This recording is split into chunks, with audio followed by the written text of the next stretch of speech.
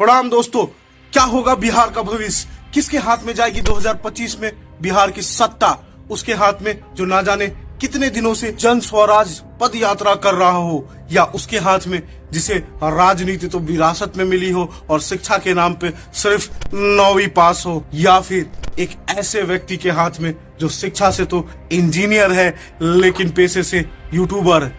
परंतु किंतु लेकिन बिहार सरकार की एक गलती ने उस इतना लोकप्रिय बना दिया है कि वो आज राजनीति का ABCD जान गया हो। जी हाँ, हम बात कर रहे हैं सन ऑफ बिहार के बारे में। हम जानेंगे इस वीडियो में आज मनीष कश्यप के बारे में, और साथ साथ जानेंगे कि क्या प्रशांत किशोर भी बिहार के अगले CM बन सकते हैं, या फिर मनीष कश्यप के पास है बड़ा दांव। ये किस तरीके से है, और हम आप सरकार से विनती करना चाहता हूँ, राज्य सरकार से। इतिहास का पन्ना जो है ना, मनीष कश्यप को बहादुर कहेगा, कायर नहीं कहेगा। इनके रखना है आपको खुद को सबसे आगे, तो करिए दैनिक आर्यव्रत सब्सक्राइब, जो आपके लिए फ्री भी है और आसान भी है, लेकिन इससे मेरी पूरी टीम को एक इंस्पिरेशन मिलता है। तभी तो हम आपके स्क्रीन तक प्रत्येक शनिवार और बुधवार को आ पाते हैं, और अब हम सोमवार को भी आने की चेष्टा कर रहे हैं। 18 मार्च 2023 को बिहार पुलिस के इकोनॉमिक ऑफेंस टीम ने जब दबिश की, तो मनीष कश्यप उर्फ त्रिपुरारी कुमार ने सरेंडर कर अपने लिए पॉपुलैरिटी गेन कर ली। उधर बिहार पुलिस को ये लगा कि उन्हें इस केस में जीत हासिल हो गई है, तभी तो मनीष कश्यप के ऊपर उल्टे सीधे केस दर्ज करते गए। कभी आय से अधिक संपत्ति की, तो कभी बिहार मजदूरों के अगेंस्ट एक फेक वीडियो की, और उसके बाद बिहार सरकार को ये लगा अब मनीष कश्यप शांत हो जाएंगे। लेकिन उन्हें कहाँ पता था कि इस तरह की हरकत मनीष कश्यप को इतना बड़ा बना देगी कि बिहार की कुछ जनता उन्हें सन ऑफ बिहार की उपाधि दे देगी, और उन्हें द मनीष कश्यप कहा जाने लगेगा, और साथ ही साथ उनको बिहार के अगले CM के रूप में देखा जाने लगेगा। अगर आज की बात की जाए तो लगभग 278 दिनों के बाद मनीष कश्यप को जमानत मिल चुकी है, कुछ शर्तों के साथ। पटना हाईकोर्ट ने उन्हें जमानत दे दी है, लेकिन अभी यह केस खत्म नहीं हुआ है। अभी यह केस कोर्ट में विचाराधीन है, इसीलिए हम इस पर टीका टिप्पणी नहीं करेंगे कि बिहार सरकार सही है या मनीष कश्यप इस केस में सही है। जब फैसला आ जाएगा तो आपको स्पष्टीकरण मिल जाएगा। परंतु आज की अगर यथास्थिति देखें तो मनीष कश्यप इतने पॉपुलर हो चुके हैं कि अब वो बिहार के CM बनना चाहते हैं, और उनका जेल से निकलने के बाद हाव भाव ही पॉलिटिक्स की तरफ जा रहा है। अगर वो इस शर्त पर किसी न किसी पॉलिटिकल पार्टी ज्वाइन करते हैं तो कोई अचरज की बात नहीं होगी, क्योंकि वो उन्होंने कहा ही था कि जैसे वो जेल से छूटेंगे वो करंट गवर्नमेंट को 180 दिनों में कुर्सी से और सत्ता से बेदखल कर देंगे। कोई कितना भी लोकप्रिय क्यों ना हो जाए या पॉपुलर क्यों ना हो जाए, उससे वो CM नहीं बन सकता है। CM बनने के लिए और भी चीजें जरूरी होती है।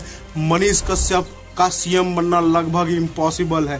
पहला कारण तो उनके ऊपर जो कोर्ट केस चल रहा है वही है।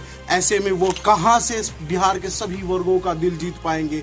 और दूसरा कारण है कि उनके पास कोई पॉलिटिकल पार्टी नहीं है, या फिर ऐसा कोई जुगाड़ नहीं है कि वो रातों रात एक पॉलिटिकल पार्टी खड़ा कर ले और अपने सभी कैंडिडेट को चुनाव जितवा भी दे और बिहार में CM बन जाए।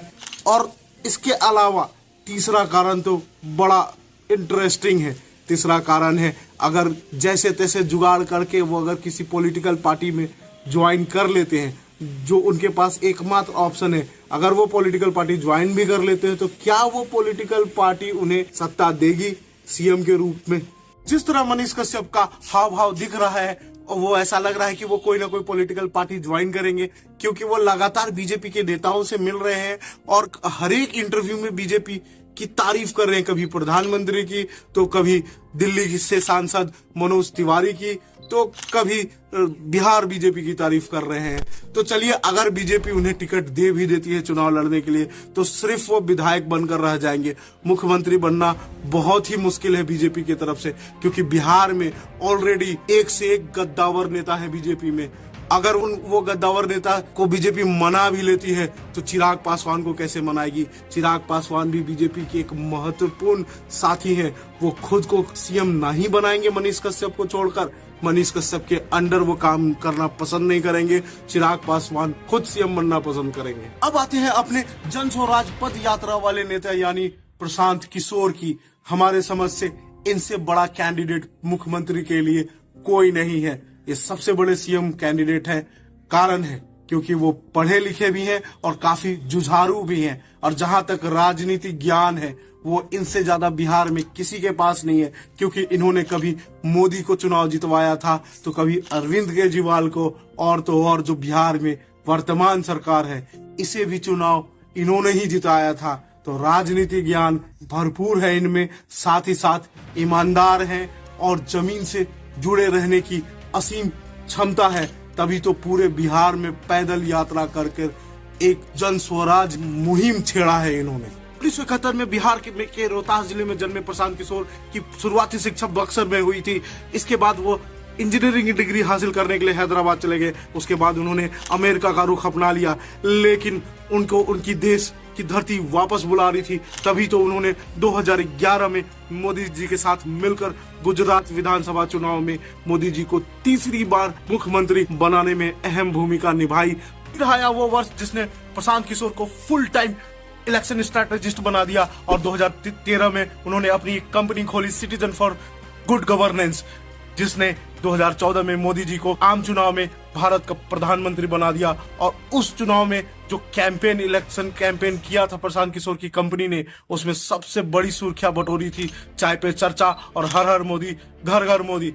इसके बाद क्या था, उसके बाद 2015 में उनको उनकी होम स्टेट बुला रही थी और नीतीश कुमार के साथ मिलकर वो नीतीश कुमार को चुनाव जिताने में लग गए, और वो अपनी कंपनी का नाम बदलकर आईपैक कर लिए, और आईपैक ने नीतीश कुमार को चुनाव जिताने के लिए एक कैंपेन बनाया था जिसका नाम था नीतीश के निश्चय। और इस कैंपेन ने ही नीतीश कुमार को 2015 में तीसरी बार मुख्यमंत्री बनाया। 2017 के पंजाब इलेक्शन में कैप्टन अमरिंदर हो या फिर 2020 में दिल्ली इलेक्शन में अरविंद केजरीवाल हो, सभी को अपनी जादू का लोहा मनवाया। उसके बाद मानो प्रशांत किशोर इस कार्य से रिटायरमेंट लेने की ठानी, क्योंकि वो वापस बिहार आ गए और अपनी एक कैंपेन बिहार की बात से बिहार में बदलाव लाने के लिए निकल पड़े। इसके बाद उन्होंने अपनी एक पॉलिटिकल पार्टी खोली और जन स्वराज पद यात्रा पर निकले, और जहां जहां वो गए वहां वहां बिहार के लोगों ने उनको सुना भी और समझा भी।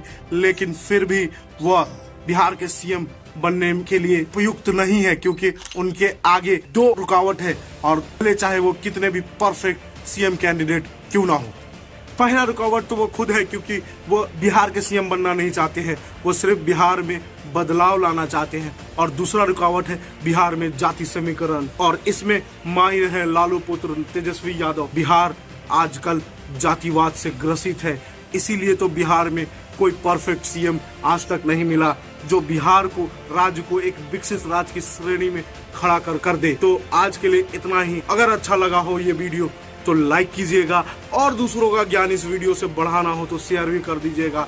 चलता हूँ, टाटा बाय बाय, नमस्कार, जय हिंद।